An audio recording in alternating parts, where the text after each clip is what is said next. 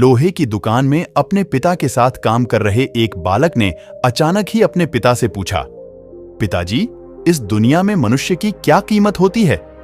पिताजी एक छोटे से बच्चे से ऐसा गंभीर सवाल सुनकर हैरान रह गए।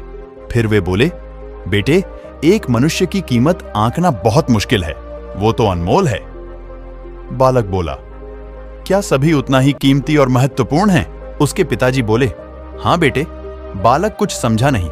उसने फिर सवाल किया, तो फिर इस दुनिया में कोई गरीब तो कोई अमीर क्यों है? किसी की कम रिस्पेक्ट तो किसी की ज्यादा क्यों होती है? सवाल सुनकर पिताजी कुछ देर तक शांत रहे और फिर बालक से स्टोर रूम में पड़ा एक लोहे का रॉड लाने को कहा।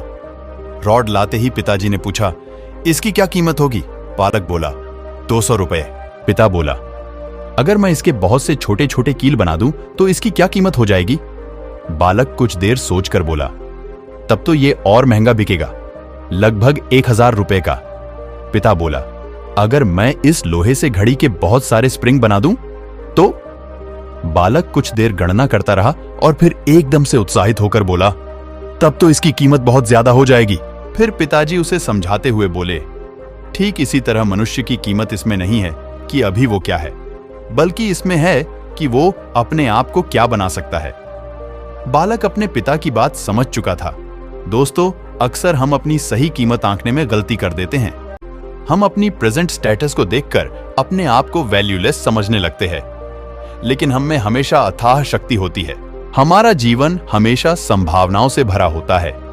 हमारी जीवन में कई बार स्थितियां अच्छी नहीं होती हैं, पर इससे हमारी वैल्यू कम नहीं होती है।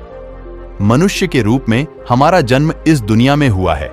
इसका मतलब है हम बहुत स्पेशल और इंपॉर्टेंट हैं। हमें हमेशा अपने आप को इंप्रूव करते रहना चाहिए और अपनी सही कीमत प्राप्त करने की दिशा में बढ़ते रहना चाहिए। हमेशा इंसान को सकारात्मक सोच रखकर आगे बढ़ना चाहिए। All the best. दोस्तों, कहानी अच्छी लगी हो तो एक लाइक, शेयर और सब्सक्राइब अवश्य करें। धन्यवाद।